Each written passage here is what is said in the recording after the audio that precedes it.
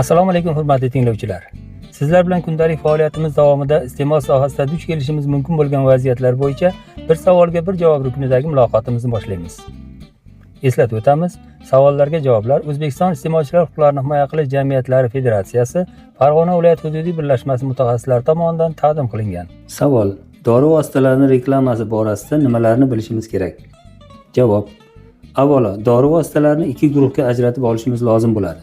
Bular shifokor retsepti asosida realizatsiya qilinadigan dori vositalari hamda shifokor retseptisiz realizatsiya qilinadigan dori vositalari.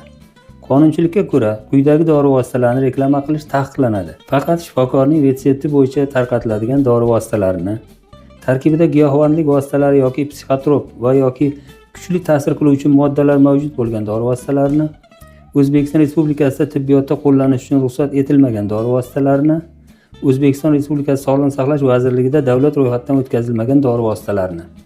Dori vositalarini reklama qilishda quyidagilar taqiqlanadi.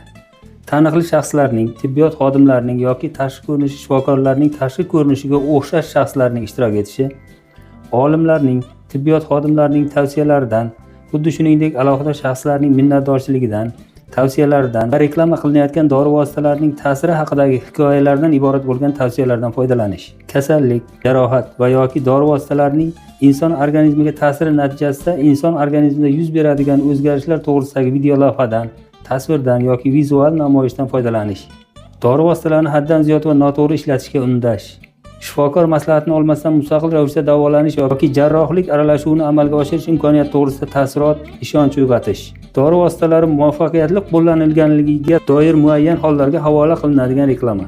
Endi retseptsiz beriladigan dori vositalarining reklamasiga qo'yiladigan talab va cheklovlarga to'xtalsak.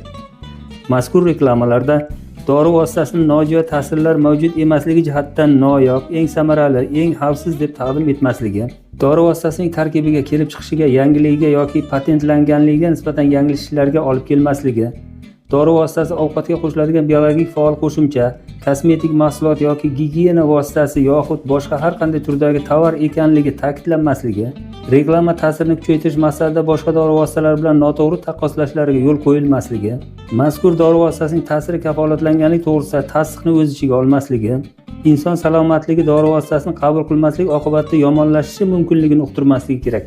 Retseptsiz beriladigan dori vositalarining reklamasi har bir holda ularni qo'llashga va ulardan foydalanishga qarshi ko'rsatmalar mavjudligi, qo'llashga doir yo'riqnoma bilan tanishish yoki mutaxassislar maslahatini olish zarurligi to'g'risida ogohlantirish bilan birga berilishi kerak. Yuqoridagilardan kelib chiqyaptiki, faqat shifokorning retsepti bo'yicha tarqatiladigan turkumga kiruvchi dori vositalarini reklama qilib bo'lmaydi.